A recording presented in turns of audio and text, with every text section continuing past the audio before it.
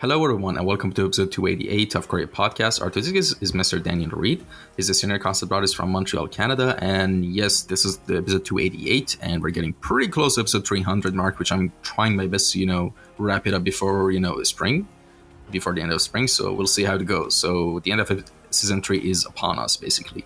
And of course, before we get into the questions in the podcast, let me quickly mention that in the contact section of the captions, you can find the ID to his Instagram account, the links to his website, ArtStation page, and Gumroad. Which actually in the Gumroad, if you're interested in any of his works, there's like 3 products. There's like a concept theory for chapter 1, vision and relating the unrelated. Like basically, there's some concepts of his works explained there, cinematic sketching, and introduction to simple portraiture. So yeah, those are some interesting stuff. If you're interested, you should check the Gumroad link out. So now with that introduction out of the way, how are we doing today? Very good, sir. How are you? I'm fine. I think it's 11:28 a.m. in Montreal right now, right? Yes, sir. Yes, it is. All right, awesome. It's 6:28 actually p.m. here. So yeah, and here's the thing. I usually start off with a very simple question, there's a signature question I start off each episode with. But before I do that, I need to ask you something. Why Papa PNG? What is the origin of that name? I made it a few years ago. I made it like 10 years ago. Oh, no, almost. No, not 10 years ago. It can't be. Maybe 6 or 7 years ago. And it used to be Immature Ocean, I think. And then I changed it because I liked the fact that I used to save all my files as PNG. And I'm like, oh, I'm the papa of PNGs. Like I just decided to use that. And yeah, and that's pretty much it. I never actually put any thought into it. Um, it's crazy. A few years later, I started to see a lot of .pngs, a lot of .jpegs. I thought it was just fun to do, like, because I every time I would save images, I would see .png or .jpeg, and I'm like, I've never seen that as a username, and I was like, let me try that. And I guess I must have got it early because now there's so many .pngs, so many .jpegs, and all that out there. But I got both Mama and Papa, which I'm so happy about. But I tried to get Grandpapa, but it wasn't available, unfortunately. Damn, someone beat you to it.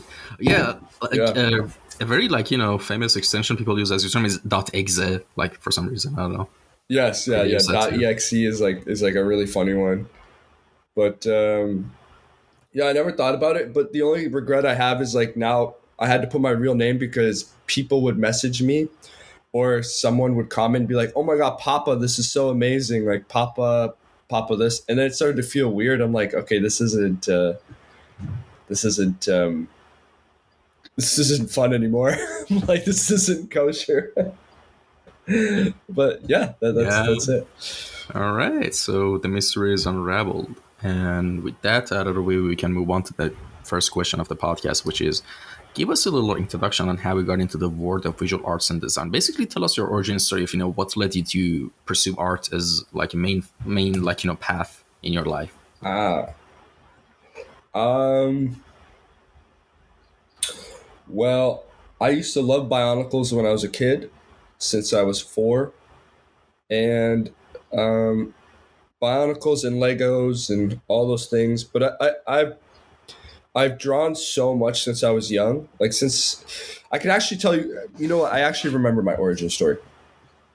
I was in grade 2, and I drew a wizard with a blue hat and a white beard, like just a wizard from a cartoon book that was beside me. Like I was just doing a 1-to-1 kind of thing, and everyone in class came up to me and was like, "This is amazing! Like whatever this that. How did you do that? That was so cool."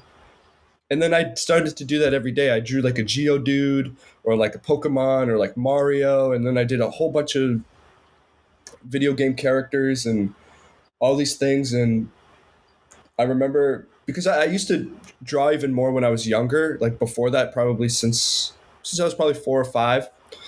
And I just never stopped, but I never showed anybody until grade two. And that kind of appraisal, that kind of praise I was getting was so addictive that I just never stopped drawing and showing my friends. Like, it was the most fun thing in the world to like draw something, make it the best you can, and really imagine and really get into the intricacies of like whenever I would draw my Bionicles or like draw mechs, or I would draw Master Chief or whatever it is, I would make sure to do every little scratch, every little dent, and try to add perspective to it, not even knowing what it is. But the goal was just make it as cool as possible to show your friends. And eventually that turned into doing it for myself. I stopped caring about what they thought. And around 13 or 14, I was like, okay, I'm going to do this for myself. I really enjoyed the process, and I learned to enjoy it even more, and I got really into it. And then I went into high school, early high school. I just played a lot of sports, so I didn't really draw that much. And then the high school I went to was really violent, so I had to transfer high schools. So I went to what's called Winston Churchill Collegiate, which was a very not the greatest high school in Scarborough, Ontario. And then I transferred to an arts college or arts high school called Wexford, and I got back into drawing and painting. And because the only way you can get into this high school is by doing a arts program. So either you do theater or you do visual art. And I was like, okay, I can't dance. I can, but I don't want to. And I want to do drawing and painting. And from there, I fell in love with it all over again, and I couldn't stop. Me and my friends were in such competitions to try and like be better than each other, and we grinded so hard. Like, I remember just drawing so many portraits and hundreds like of just everything, and studying painting and learning. We had life drawing classes and taking life drawing every week, and so I kind of got a really big jump start on how art kind of work, or how drawing and painting works at an earlier age. And then from there, I went to Centennial College for digital animation. And then Centennial you mentioned. Oh, I didn't right? mention Centennial? No, you just said Centennial, right? Yeah, Centennial in College. Toronto. Yes. I studied maybe after digital. your story, I'll tell you something interesting. All right, continue. Sorry. Okay, no worries. It's the art center. It was called the art center back, or I think it's called the art center now. It was just called Centennial College of Design or whatever it is. So I studied digital animation there. Had some really great teachers, Dado and Marco Bucci and all these guys. And Marco Bucci was teaching there before he was like Marco Bucci. So it was fun to learn from him. And then I realized that I shouldn't have been in that class because I was just digitally painting all day. I was so addicted. Like every day, all day long, that's all I would do is paint. Mostly studies, or mostly just trying to be like Craig Mullins, just like crazy brushwork and just doing all this nut stuff. And just one thing, I'm really sorry. Like the thing that you scratch on the table, your mic picks it up very strongly. So my bad. I want to say like a couple times, but you were in the middle of the speech. I'm sorry. So yeah, for anyone who's listening to the podcast, like that strong sound is now gone. So don't worry, there's nothing wrong with your device. Yeah. So, I'm sorry. Go on, continue. So I then. I got my first job at this place called AIC in college because they saw me digitally painting so much that they're like, yo, do you want to work at this studio? Because the teachers that were teaching there were also working at studios and doing other things. And they're like, yo, you need to come work for us at this studio. And so I interned, and then I finished college, and I was like, oh, I guess I'm just going to work as a concept artist. And was doing that ever since. And I went from gig to gig to gig to gig, and landed Unity and was there for 2 years as a senior, and now we're here. So that's my That's my origin story to now. Awesome. And yeah, about Centennial College actually. I applied there 3 times, and every time I got accepted, but my visa got rejected. So yeah, I've been trying to come to Canada for 5 years now, and after this, I'm like, screw that. I'm going to Netherlands. Why'd they reject you? What the hell? That's so crazy. Because my two brothers live there already, and they just, if you have family member living there, there's a high chance they reject your visa. They say, oh, you just want to move in here, live here. You don't want to go back to your country, and I'm like, Well, yeah. but yeah, like it's different if you're from like a third world country. Like, of course, if you're from Yeah. Europe, they would say, oh, come here, please. They would throw a red carpet for you. But if you're from a third world country like me, like I'm actually from Iran.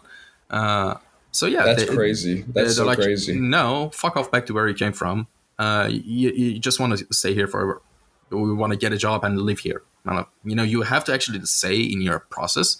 So I think anyone who's listening right now and is from like not a country that you can get visas very easily from, like a strong passport, you go through this. They have these stories, heard the stories a lot. Like, yeah, so they just don't accept. They make it really harder. They make up excuses. Just they're trying to find any smallest excuse to just reject you.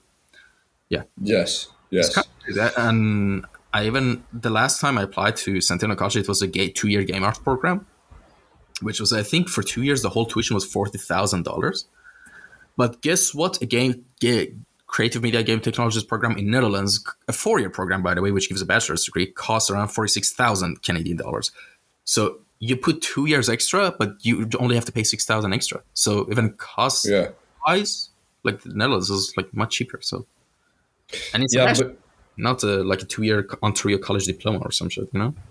yeah, and it's probably just as expensive. Canada is so expensive right now. Yo, it is crazy. The state, like the cost of living in Canada, is like unbelievably high. It's unbelievably high. Like a 1-bedroom apartment in Toronto is going to cost you like $2,000 a month, easily, easily. I mean, unless you live in a basement apartment, you can find one for like $1,700. But like, still, it's like absurd. It's like, and the amenities aren't that great. The culture's kind of died down a lot. Like, but that's why I live in Montreal now. Yeah, I've heard good things about Montreal. But I've heard like Toronto is imploding. Like basically, Vancouver is really is much better. But I've heard but it's still like going through its weird phases. But the Montreal thing, because I think it's French speaking, it doesn't really attract that English speaking immigrant demographic. So I think that's why it still has some room to away from implosion, I guess. I don't know. Yeah, but yeah, situations for now, yeah. But and it's kind of funny. It's coming up. Yeah, it's really funny because I'm seeing like our names here, and I keep seeing my name is Jessica. I told you this story before we started the podcast, and it just cracks me up. I don't know, but yeah. So that was like a little tidbit about Centennial College, as I mentioned. Now the next thing I want to mention, like throughout all this, time that you kind of explained your whole journey, how you, ended up where you are now. But now I want to ask you something else. Like out of all the positions that's there, like in digital art, like there's keyframe artists, there's background artists, there's character artists, character concept art, character environment art, like, and so on and so on and so on. There are so many, different positions. What led you to choose like character art out of all of this? And how has the experience been working? Like you said, I think you mentioned a decade of work experience you have under your belt. So tell us about how has that experience been? Any, interesting memories or valuable lessons you've learned throughout all this? Anything in particular that comes to mind? Character. I've done character and environment. I've done everything. Like I've done everything. My earlier in my career was character, and as later as I've gone on, I've done the hybrid. So I've done more keyframe stuff, and then I've gone back to character, and then I've gone back to environments, and then so I've jumped around. I've jumped all the way around. One thing I learned is that the biggest one, if the vision isn't clear, if the idea isn't clear, the project will not work. The project will fall apart. It will not work. If the seed of the idea is not written down on paper and fleshed out, it will fall apart no matter, it will never work. It will never work, because that's something that I've noticed that has been universal through my entire process. And it's a big reason why I left, is because uh, it's just people are trying to make things improvisationally, like as they go along, and they're just riffing and they're coming up with something as they're rolling, instead of having like a strong base and building the foundation up. Um, it's hard to see, but something positive that I've learned is when the vision is clear and when there's good teamwork, you'll see the best work arise. You'll see such amazing, different, beautiful work. Like, you'd think it's contrary too. Like, you'd think when there's no cohesive vision and you let people just riff and do what they want, that they'll come up with something interesting. But believe it or not, they come up with really muddy, bad ideas. And because you're constantly having to find a middle ground for everything, and then someone ends up becoming the leader, and then someone ends up like coming up with all the ideas, and everyone else just revolves their concepts around that. Like, it's a real problem. But when you see the vision is clear, and you see a team come together, things turn out to be really beautiful. Like, I'll give you an example. Like, I worked for this guy at Unity Technologies. This guy's name is Peter Rubin. He was my art director. He was the art director at he's done a bunch of stuff, like art director for Jungle Cruise, like all these crazy movies and shows. And but I would get calls from this guy every day about how much how solidified the vision was for this thing, like how um what's the word I'm looking for, like how clear and um basically how clear the vision is. Like he could describe every little nuance of I'll give you an example. Like, we had to make these big art deco buildings, and it had to be surrounded by shrubbery, and it had to have these shanties extending from outside of them. The way he would describe it was almost like you could picture it in your mind, and it gave you so much more freedom to paint it and draw it in an articulated way. And because of him, it taught me that when the vision is clear, when the idea is clear, you actually are so much more relaxed in creating the piece with a higher form of expression, because there's a motif.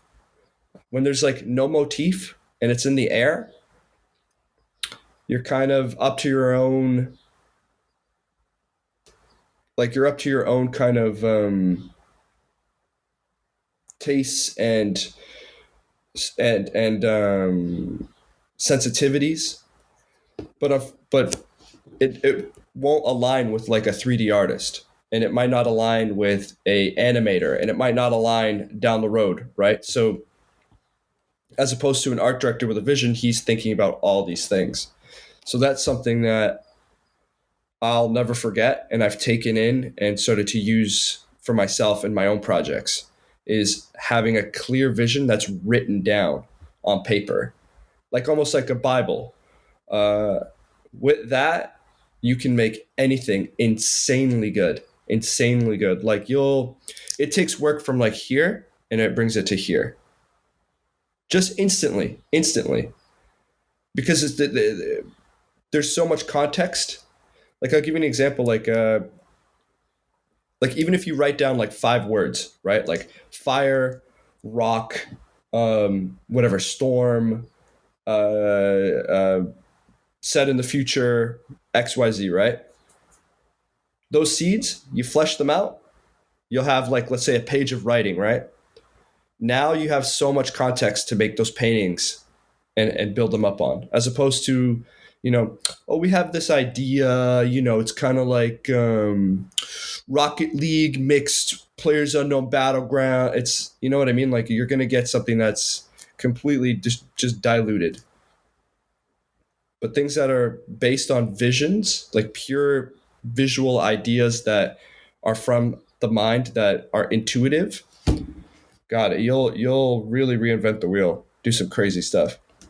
But yeah, that's what I've learned, and that's the best way to be original too, and make truly original work. And you use the tools like value, structure, lighting, color, and all the other principles revolved around that. You're gonna get something really really incredible. But yeah, that's the most valuable thing I've learned in all of my experience, which surprisingly took a really long time. All right. So now here's another interesting thing. How does your design process usually go anytime you want to start working on a new piece? Like basically what does the structure for a pipeline usually look like? You know what I mean? Yeah, so I'll start. I won't even draw first. It starts with like a picture in my head, or like you have a dream, or and sometimes it's just like a stain, like it's a stained picture. And like I'll give you an example. Like one the other day was like I'm thinking of making a sequel for this short film, but it's this guy by this grate, like, but that's on like a side of like a adobe wall, like a white adobe material, and there's these old rusted iron bars, and he's covered in dirt, wearing canvas pants, and he's just has moths flying around him, like something like that will happen. It'll just pop up for like a second, and then I'll write it down. I'll have to write it down. I'll write it even if it's like word sketching. Like you'll write it, you'll just put simple words like bald with moths with iron bars, whatever you can, right? That's your first iteration. Now you write it again and you flesh it out. You go, okay, and as you're writing it, the picture in your mind starts to play because you're re-referencing it. You're re-referencing it, and it starts to play out, and it starts to make more sense. And now there's context. Oh, what's he saying? What would this character say and do? What are they doing?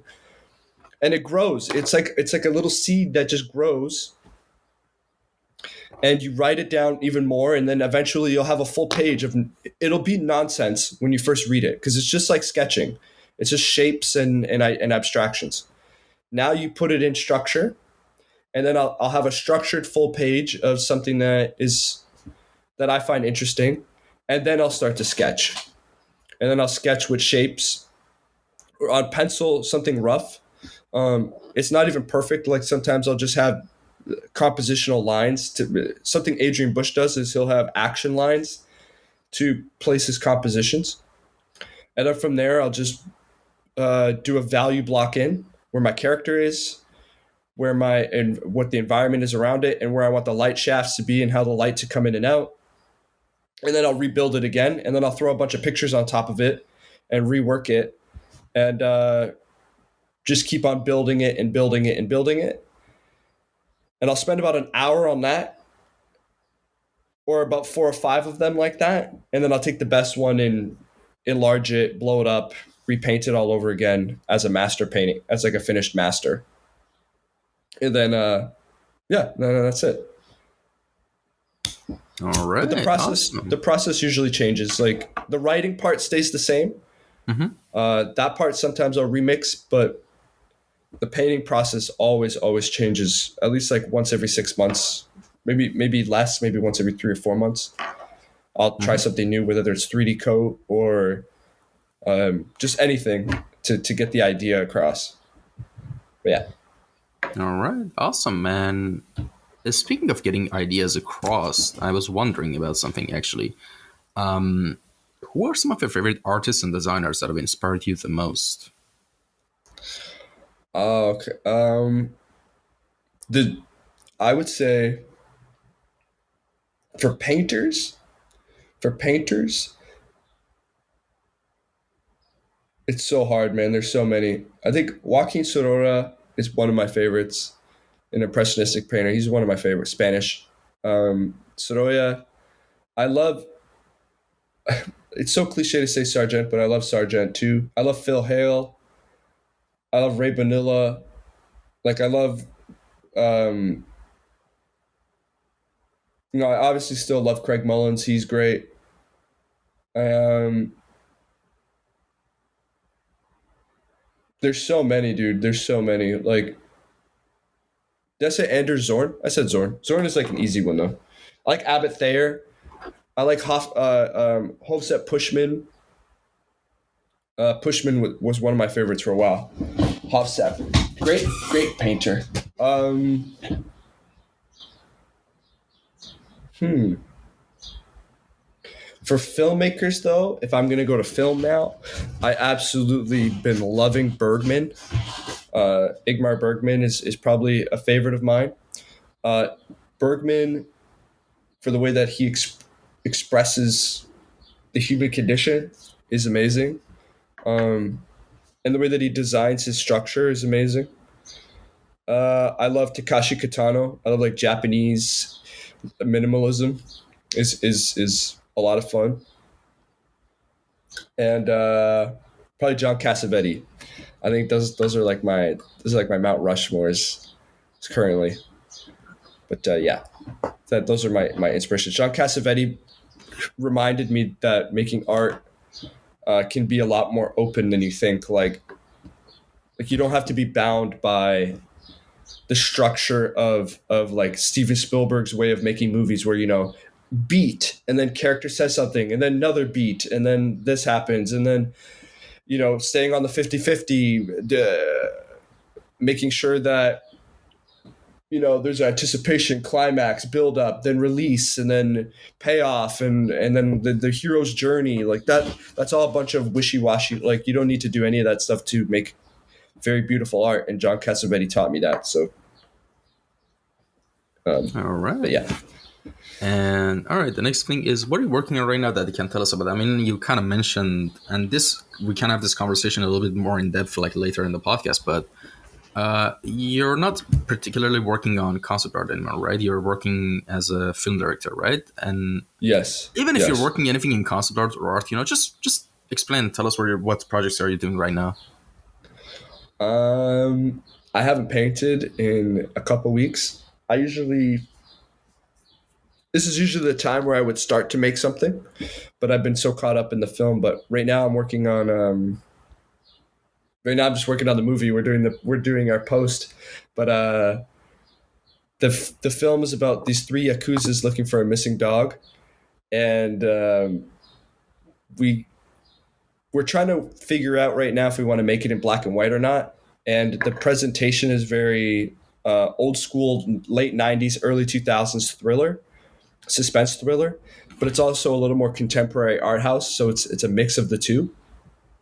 But we got these really fun actors. Nobuya Shimimoto, he's in Shogun. I think he actually just finished Shogun, and he's been a lot of fun to work with.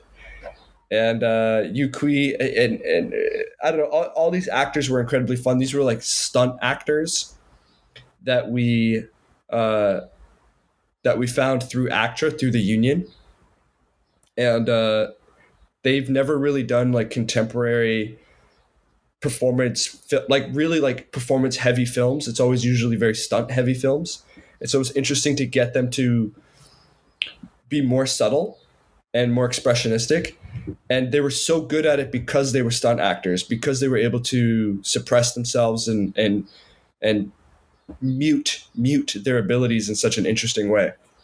It's like in painting, if you get like a wild green artist, like a guy who uses a bunch of colors and does like crazy work, when you get them to make more muted stuff, like mechs, their mechs are actually more interesting than people who've only painted mechs, because of their inherent ability to dial back as opposed to building up, which is way easier to do. And stunt actors are the same thing. They're really good at dialing back as opposed to trying to figure out how to be contemporary. So it was a lot of fun to work with them. And we got this really cool samurai sword from Shogun to like slash the guy. And dude, it was a blast. But yeah, so we just finished that last weekend, or 2 weekends ago. Oh no, last weekend. And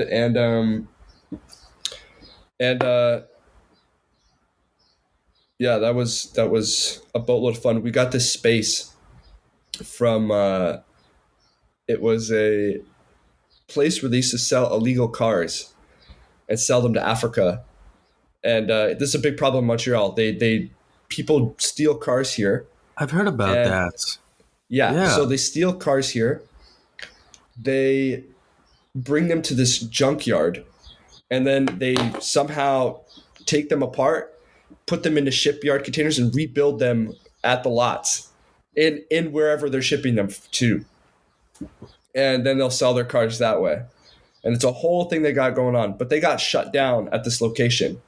And so this guy bought it after they got shut down, decided he didn't know what to do with the place.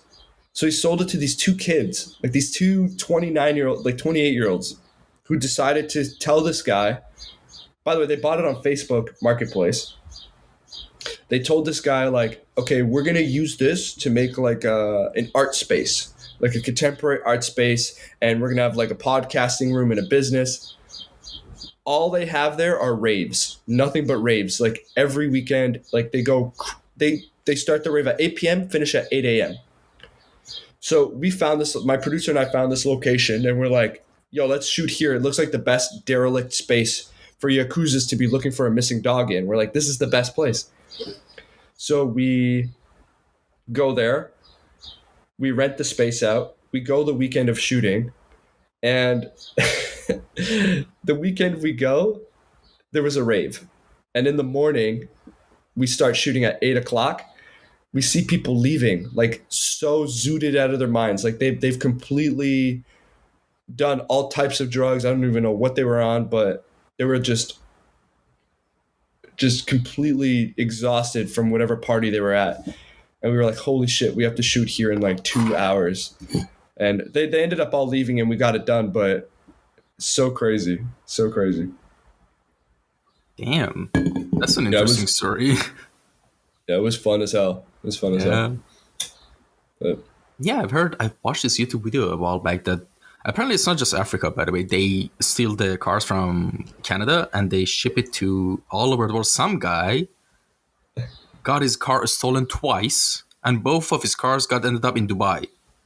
And he actually yeah, flew to, like, it went from, I think I remember in Canada, it went from Africa, then from Africa to China, then from China to Dubai. It was weird and interesting. And the guy had a GPS tracker on both of them, by the way, and he found them both.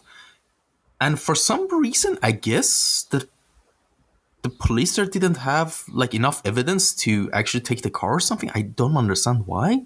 Like the guy had the yeah, GPS yeah. tracker and everything. It's so bizarre and weird, some of these rules, honestly.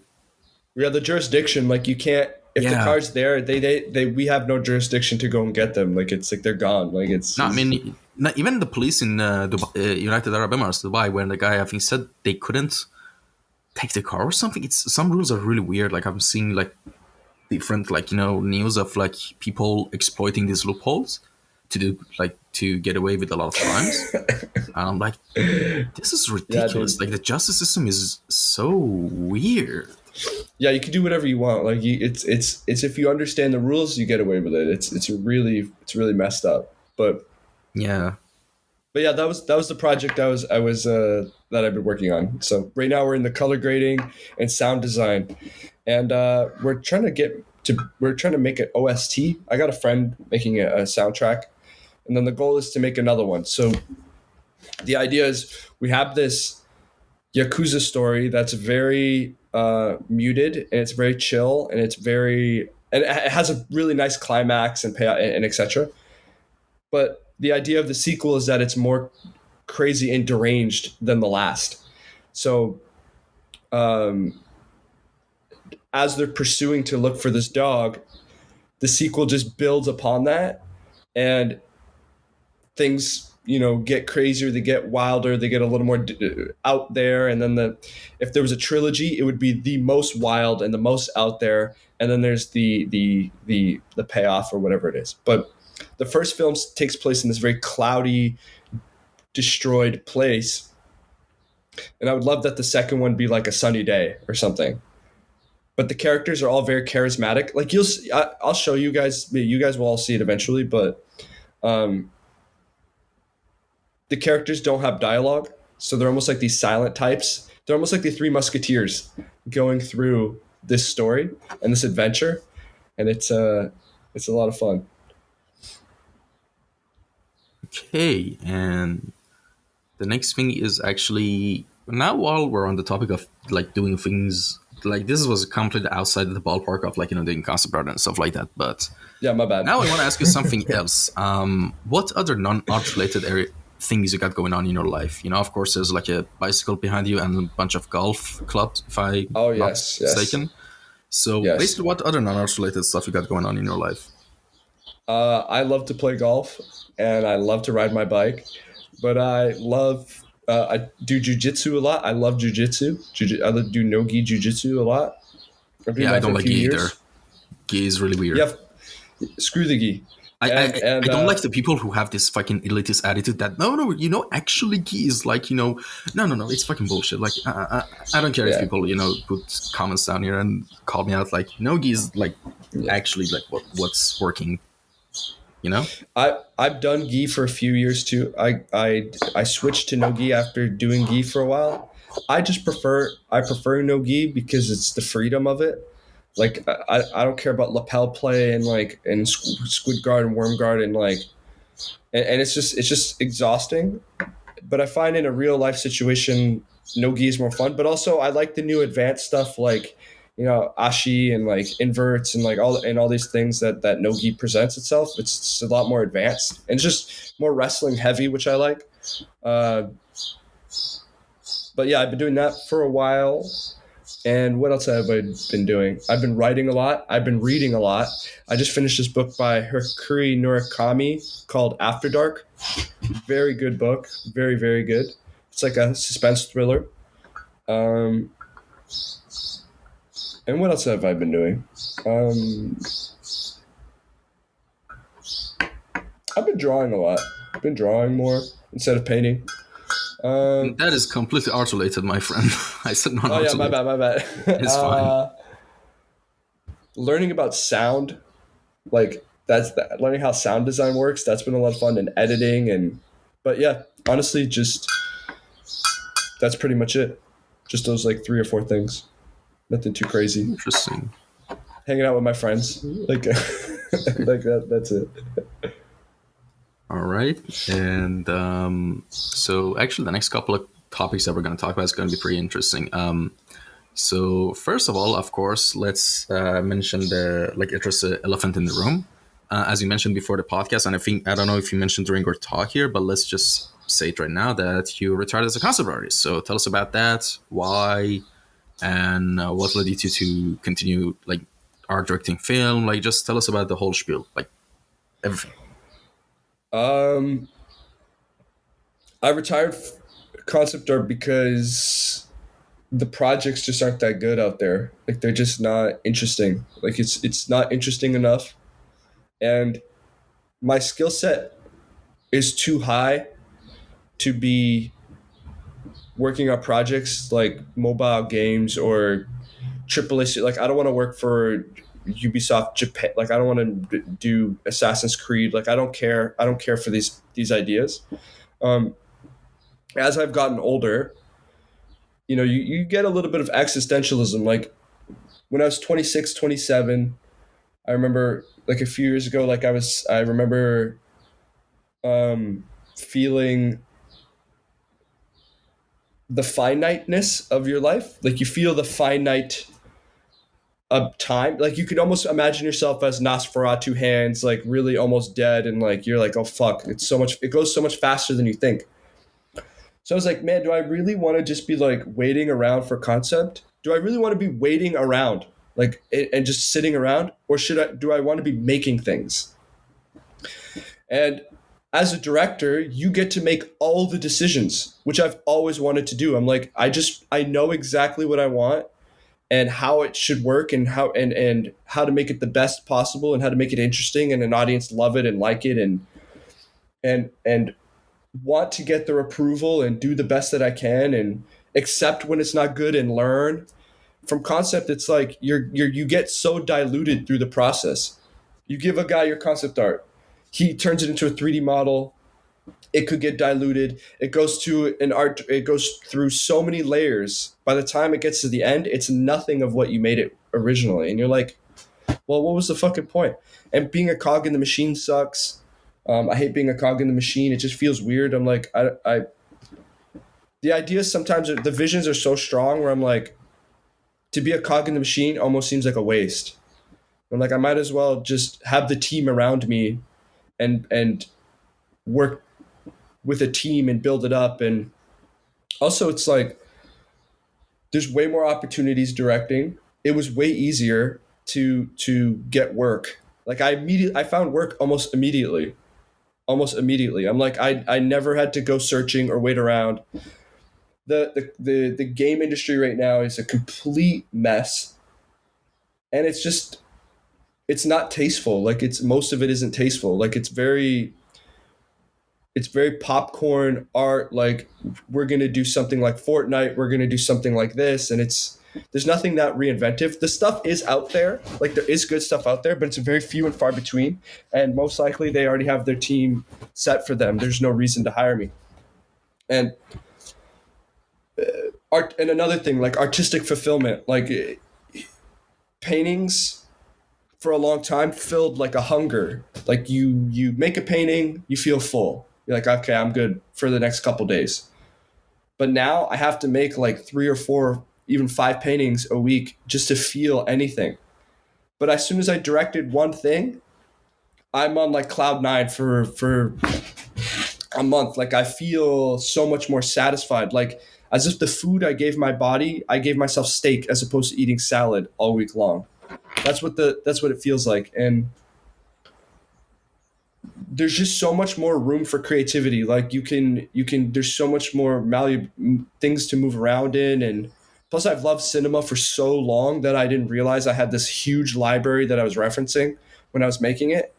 um, that on top of being a concept artist, having an understanding of light, color, all the fundamentals, and then moving into directing is like a superpower.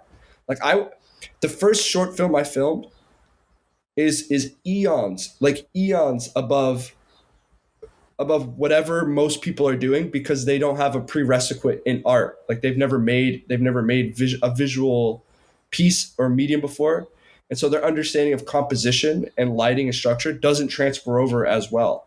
So I was like, I had doubts, like maybe the first day, like getting out of the car. Like when I was sitting in the car and getting out, I was like, man, like, is this the right move? I'm like, I should have just gone back to just drawing and painting. I'm like, what the fuck am I doing? Like all these people outside are waiting for me to like give them the right cues and decisions and all these things. Dude, as soon as I got on the set and started moving things around and talking to the actors, I was like, this is it. I was like, this is who I am. This is exactly what I need to be. This is I knew right away that that's who the person I was, that who I'm going to be. Like I knew it was the correct evolution. And yeah. So that's pretty much all the reasons why I made the crossover and quit. Like I didn't really retire concept art. It's more like I've evolved into film, I would say. That's a very good way of putting it, if you think Right. about it. Huh, that's interesting. So you said none of your films have been out yet, right? No. They come out When will soon though. they? Like In a couple well, months? yeah, everything gets done next month, but I don't know if I could post them online. They're getting submitted to like festivals and stuff like TIFF and all those Ah, things, and so yeah. they need I have to talk to my producer about it, but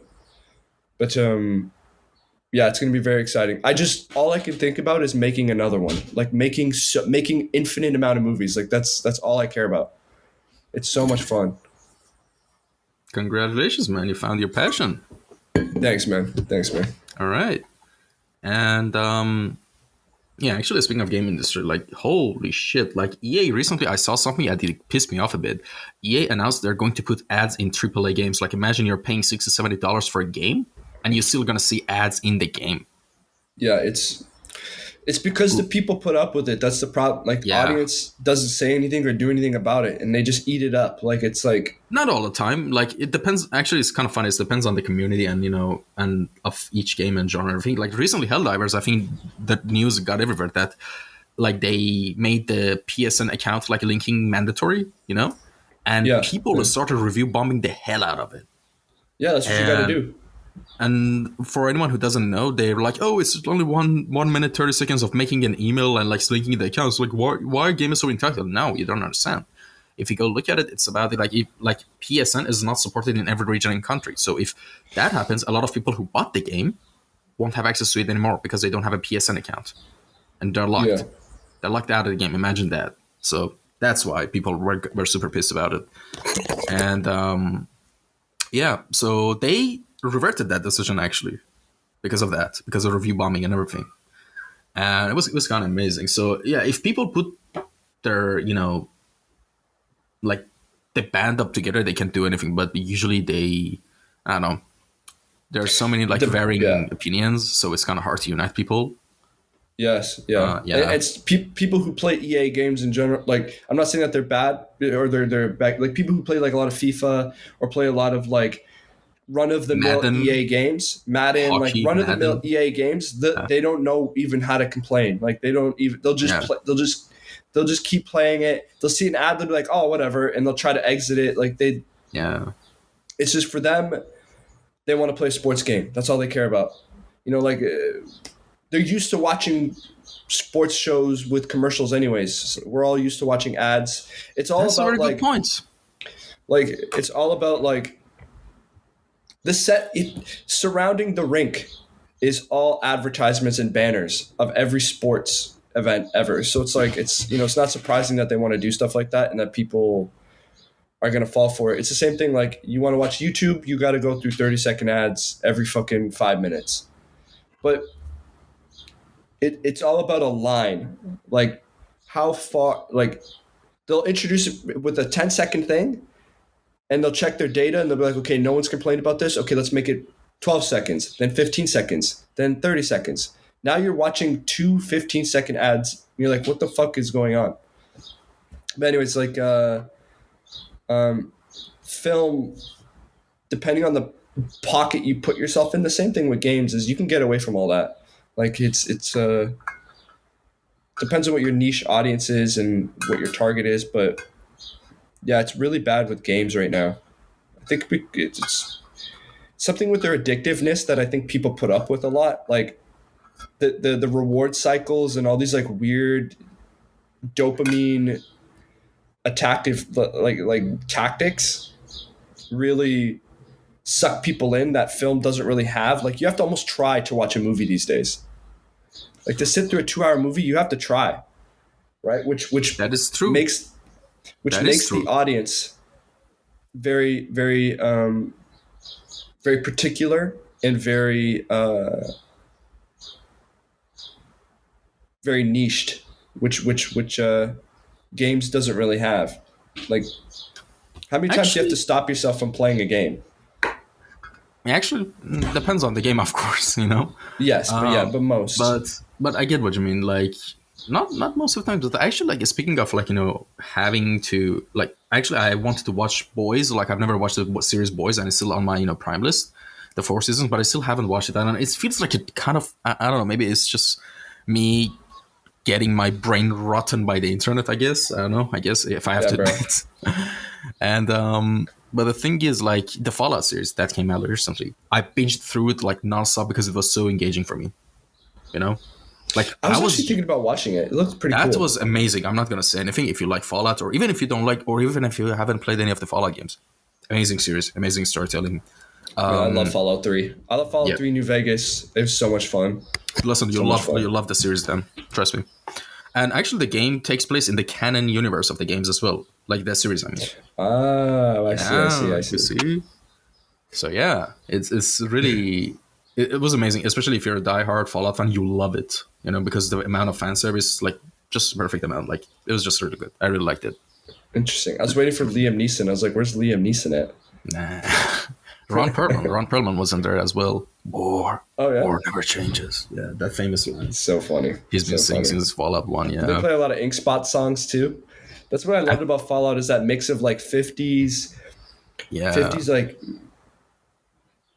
50s like jazz or whatever that type of music is, and mixed with just the post apocalypse. Yeah.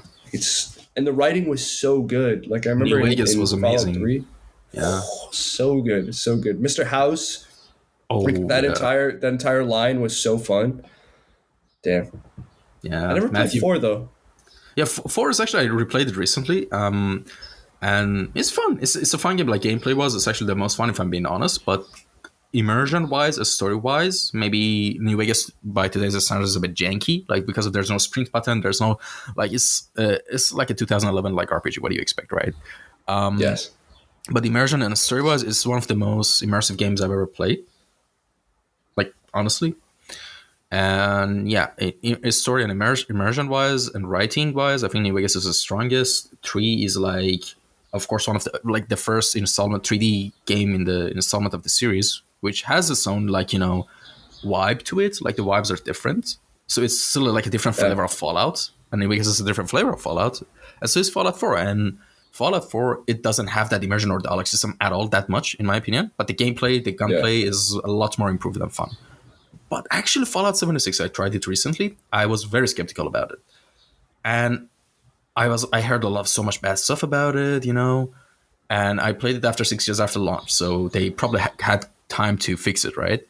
And Yeah. honestly, the art was very well optimized and beautiful. The stories were, I don't know, they were good, they were nice, but it wasn't that much captivating to me. The mechanics they added, actually, I was skeptical about the social aspect of it. Like I was just walking doing my quest, and there was this guy in a blue cat fairy suit with a claw running and in voice chat, like shouting, wait, turn off like combat so we can fight or PvP or something. And he was just running towards me with his friend laughing behind him. Then 2 other people came. So the social aspect of it is actually kind of nice. The camp building, you can visit other people's camp. I didn't expect that to actually enjoy it. I really didn't expect to enjoy it. I was like, this is bullshit. Like I want a single player game. But then I was like, that's interesting, And yeah, so they're all different flavors of Fallout, I guess. But for me, the most memorable one was, of course, New Vegas. Yeah. I don't know New about Vegas you. was so much fun. I love New Vegas. Wait, I the like first the time you played, charms, like the first time you played, which faction did you choose?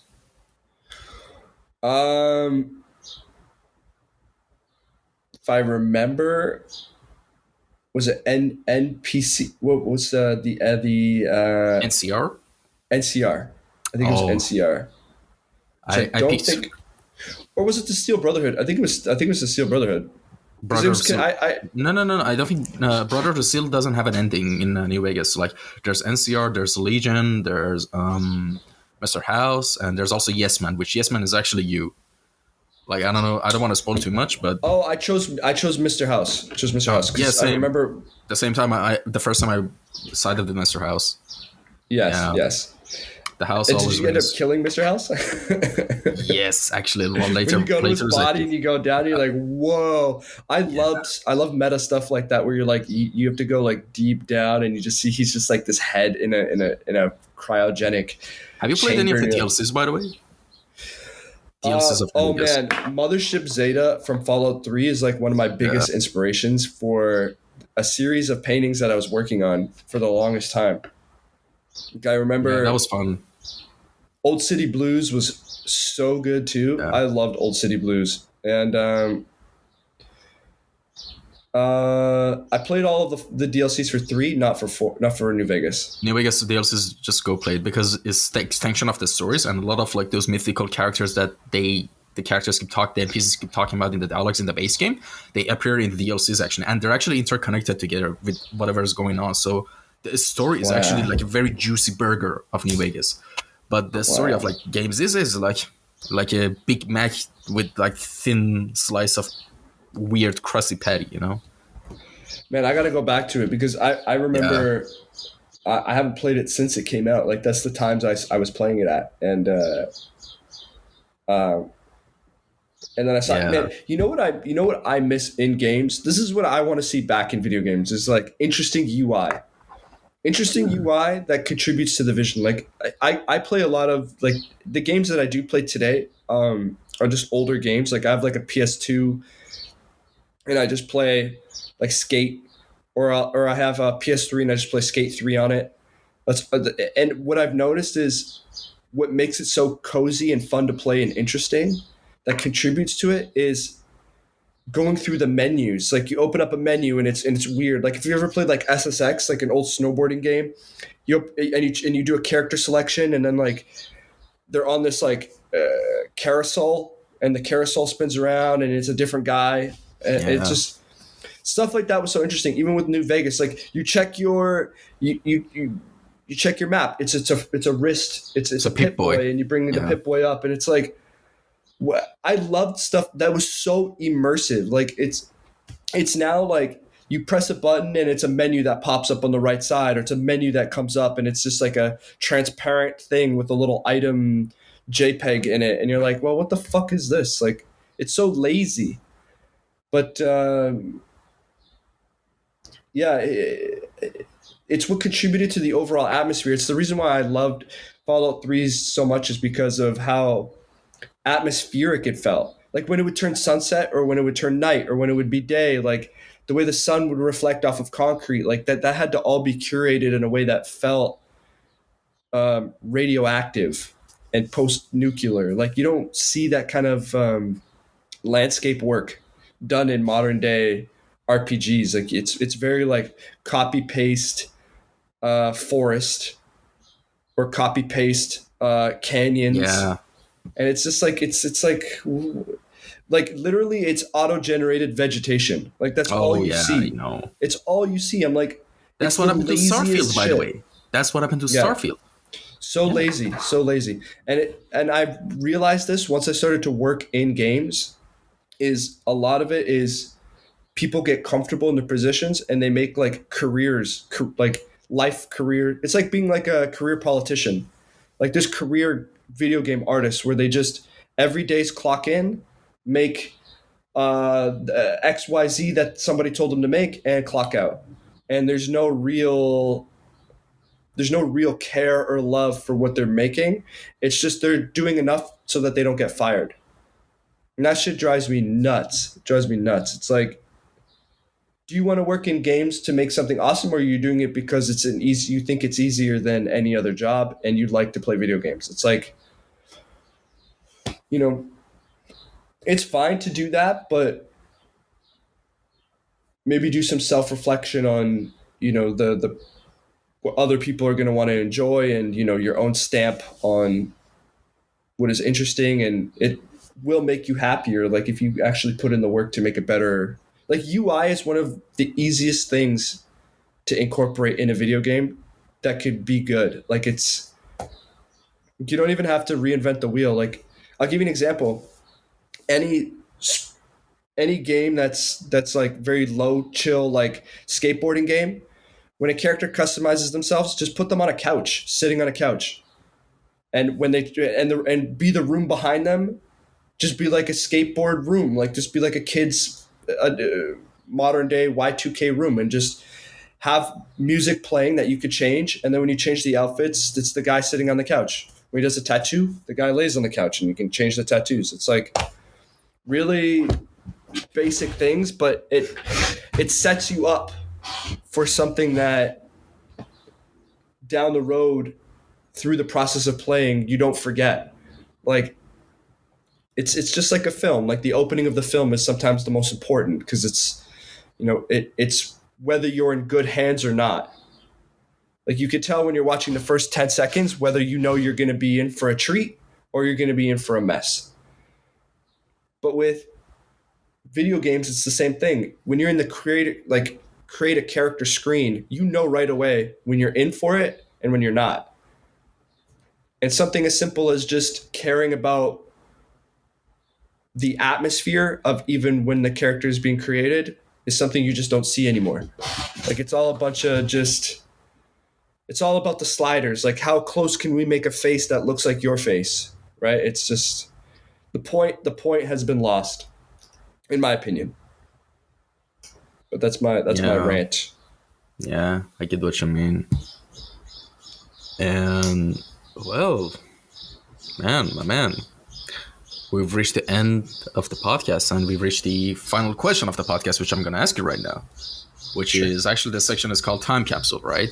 So, all right, I'm just gonna say it like this: imagine you had only like a limited amount of time, like let's say a couple of minutes, to tell us the most valuable life lessons you've learned throughout your life till now. Like, if you could tell anyone who's listening to this podcast the most valuable lessons and summarize them, and the most important things that you could tell to us, what would they be? Um, Tell the truth. I think telling the truth to yourself and the art that you're making, even if it's rough or it's bad or you or it's something pursuing honesty will make the best art you can possibly imagine that is nuanced and interesting to you. Anybody who's a concept artist out there or a painter or whatever it is, do what your sensibilities tell you to do. Don't do something because it's popular or interesting or cool. Only do what you think is interesting. So you have to be honest with your sensibilities. That is like the key to a vision. Once you are truthful to your sensibilities, you can make things that are truly original and interesting that people want to see because it's coming from you, not coming from, a diluted source from something else. So tell the truth. That's about it. And it'll make you so much happier. It'll make you so much happier and you'll enjoy life and don't sweat the small stuff. I think that's another one. Yeah. So yeah, that's my And I think to add to that, I think when you're true to yourself and just the world around you, I think the right things will come to your life. You yeah, it's know, true. It's true. like I Very definitely do true. believe in that as well. And And mindset is everything. If you believe something, it literally becomes to fruition. Like it sounds corny to say it, but like it's like I'll give you a quick example. Like you work at a grocery store. That's your world, right? And all of the things around you are problems. Oh, I got to stock the grocery today. Oh, I got to make sure I close up on time. Oh, I got to make sure I do this on time. It's all relative, right? But then when you get a tech job, you look at that old job like as if it was just pennies. You're like, oh man, what was I even doing back then? That was so stupid. How could I even conceptualize that thing? It's all framework. It's all framework of mental understanding. So you don't have to be working somewhere or be doing something to have that framework. You can just exist and have the framework and you'll achieve it and you'll be in a different place, in a different category. Right. So that's a little life hack for you guys. Little trick. all right, awesome, man. And again, thanks so much for coming on, taking your time and coming on this episode 288. And thank you to anyone who tuned in and listened. I hope you enjoyed it. If you're watching this on YouTube, I hope you enjoyed this. But leave a comment down below if you have any comments, suggestions, or critiques, or anything that's on your mind. And yeah, I guess that's about it. With that being said, take care, everyone. Stay safe, and until next episode. Bye bye.